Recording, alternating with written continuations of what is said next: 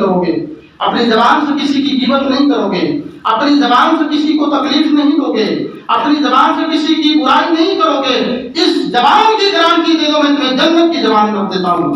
اور دوسری چیز آپ صلی اللہ علیہ وسلم نے فرمایا کہ شرمگاہ یعنی جسم کے اندر وہ دو چیزیں بڑی معنی رکھتی ہیں۔ آپ صلی اللہ علیہ وسلم نے فرمایا کہ ان دو چیزوں کے اوپر اگر کوئی عمل کر لیتا ہے تو آپ صلی اللہ علیہ وسلم نے فرمایا اس کے لیے جنت کی گارنٹی ہے، یعنی شرمگاہ اور اسی طریقے سے اپنی زبان۔ اور آپ صلی اللہ علیہ وسلم نے دوسری حدیث میں فرمایا، آپ اس کی حفاظت کرتے ہوئے آپ ذرا غور فرمائیں، یا آپ صلی اللہ علیہ وسلم نے تین عمل کا ذکر فرمایا اس حدیث کے اندر، اور آپ صلی اللہ علیہ وسلم نے نام لے کر کے فرمایا کہ میں تمہیں جنت میں ایک مکان کی گارنٹی دیتا ہوں، میں تمہیں جنت میں ایک مکان کی گارنٹی دیتا ہوں، ضمانت دیتا ہوں، اگر تم یہ عمل کر لو تو میں تمہیں جنت کے ایک مکان کی گارنٹی دوں گا، یعنی حق پر رہتے ہوئے بھی جھگڑا چھوڑ دو۔ آپ دیکھیں حق پر رہتے ہوئے آپ صلی اللہ علیہ وسلم کے یہ فرمان ہے۔ آج مسلمان تو جس سے اگر تھوڑی سی اگر نہیں بنتی ہے پھر اس کو کوریدتا ہے، اس کی خامیاں نکالتا ہے، اس کی غلطیاں نکالتا ہے اور اسے ستانے پر مجبور کرتا ہے۔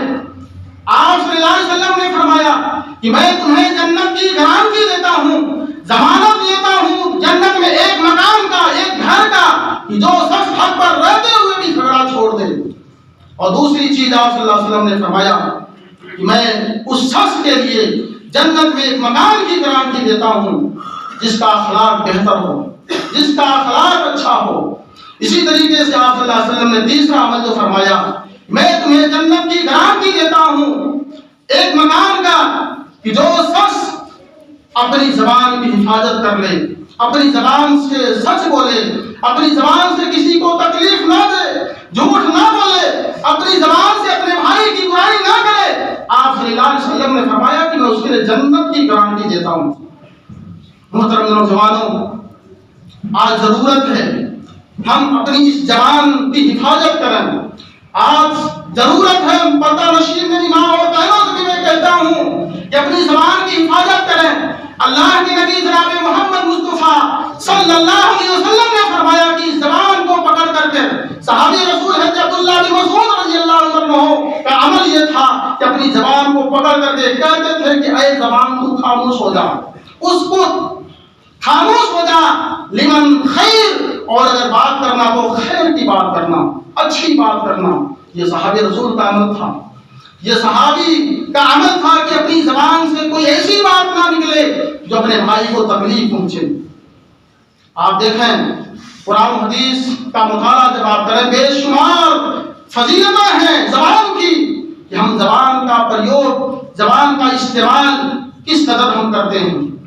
اللہ کے نبی جناب محمد مصطفیٰ صلی اللہ علیہ وسلم نے فرمایا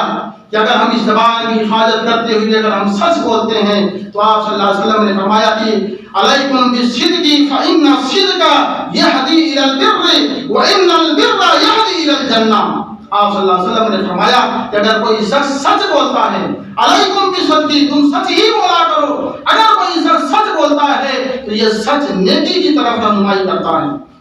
یہ سچ نیکی کی طرف رہنمائی کرتا ہے اور نیکی جنت کی طرف لے جاتی ہے۔ اور ایک آدمی ہمیشہ سچ بولتا ہے، اللہ رب العالمین کے ہاں لکھ دیا جاتا ہے کہ انہ کان صدیقا، یہ سچا آدمی ہے، یہ سچا آدمی اللہ رب العالمین کا لکھ دیا جاتا ہے۔ اسی طریقے سے آپ صلی اللہ علیہ وسلم نے آگے حدیث میں فرمایا کہ تم ہمیشہ جھوٹ سے پرہیز کرو، جھوٹ سے بچو، اس لیے کہ یہ جھوٹ گناہ کی طرف لے جاتا ہے اور گناہ جہنم کی طرف لے جاتی ہے۔ اور ایک آدمی ہمیشہ جھوٹ بولتا ہے یہاں تک کہ اللہ رب العالمین کے ہاں کذاب لکھ دیا جاتا ہے۔ کذاب کا مطلب بہت بڑا جھوٹا لکھ دیا جاتا ہے۔